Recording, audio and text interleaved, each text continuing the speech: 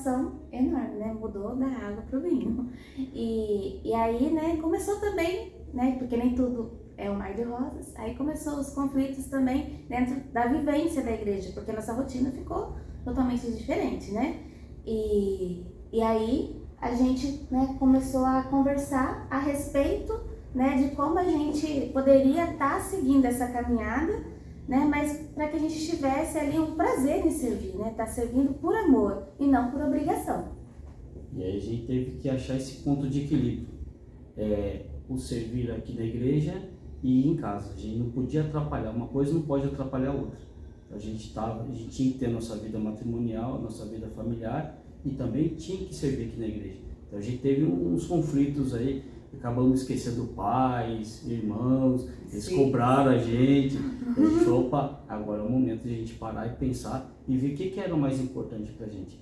A família é importantíssima, mas o servir da igreja também é. Então a gente teve que ali se encaixar para a gente poder viver a nossa família e viver o serviço de Jesus também. Então, aí nesse percurso a gente deu muita cabeçada, né? Porque, né, a gente ainda não sabia, né, como que iria fazer. Então, também ainda tinha os conflitos, né? Da questão individual, né? Das vontades, né?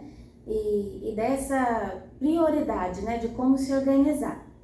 Mas aí, né, como Deus é maravilhoso, né? Aí a gente estava realmente aberta e querendo ser, né, diferente, tá buscando verdadeiramente para ter essa mudança de dentro para fora, porque a gente não queria mudar por causa das pessoas que estavam ao nosso redor. A gente vir servir, tá participando assim da igreja, não era assim exatamente para os outros. É lógico que a gente serve, né, os outros, mas era primeiro pra gente, né, tá se aproximando de Jesus. A gente tinha essa certeza de que todo esforço que a gente fazia era porque a gente queria, né, tá trazendo bênçãos para dentro da nossa casa.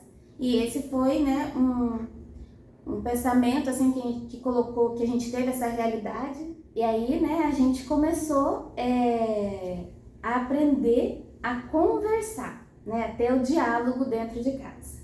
E aí não era mais assim uma imposição de um ou de outro, né? Então a gente aprendeu a conversar.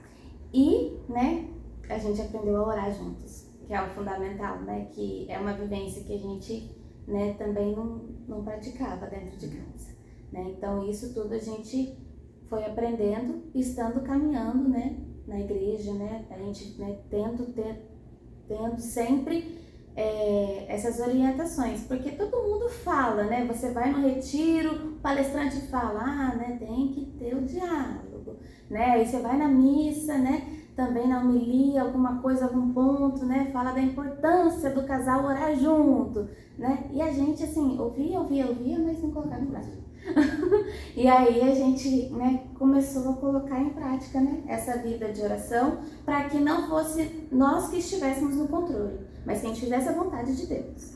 E isso fez que o matrimônio nosso ficasse mais forte, né? A gente foi se unindo cada vez mais.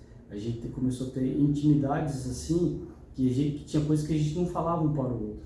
A partir do momento que a gente começou a fazer nossas orações juntos, a gente começou a se abrir mais um para o outro, né? E colocando sempre Jesus entre nós. E também tá indo no Santíssimo, né? Que era uma força muito importante pra gente também, né? A gente começar a vir na igreja para ter realmente essa intimidade com Jesus. Porque quanto mais perto, né, a gente sabia, assim, que a gente trazia Jesus para dentro da nossa casa, do nosso relacionamento, mais a gente se aproximava um do outro. Porque a gente só vinha na igreja ou para participar, servir, ou para participar da missa. Raras vezes que a gente ia no Santíssimo. Hoje já virou uma rotina, a gente sempre dá uma passadinha lá e conversar com Jesus. E também o terço, né, que a gente, né, também tenta, né, trazer as crianças quando eles estão em casa, né, a gente, né, começou a dar presente, era terço, é Bíblia, então mudou tudo, né, é a influência, né, da nossa religião, porque a gente realmente assumiu ser católico. Os momentos mais significativos da nossa jornada aqui na igreja e no nosso matrimônio foi a partir do momento que eu decidi, no caso, né, dar a entrada no processo matrimonial.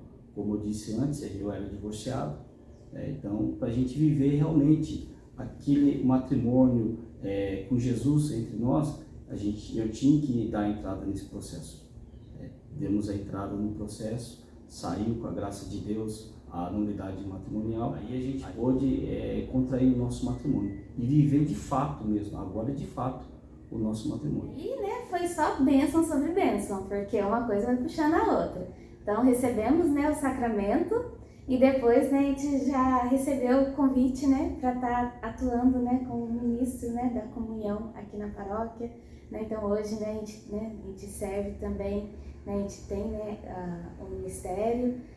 E isso assim, a gente nem imaginava que poderia acontecer um dia, porque como que a gente sofreu, assim, ao querer estar recebendo Jesus e não poder, e era uma coisa assim que dependia muito da gente, esse passo da nulidade dependia muito da gente, não é um direito que a gente tem quando a gente está nessa situação, porque a igreja ela tá ali, de braços abertos para nos acolher, mas a gente precisa ter essa coragem, e ter essa responsabilidade de que a gente precisa fazer a nossa parte também, E aí depois quando a gente recebeu esse convite, a gente nem imaginava de poder estar tão perto de Jesus, E se tornar, um ostensório vivo, Porque é assim que a gente se sente hoje.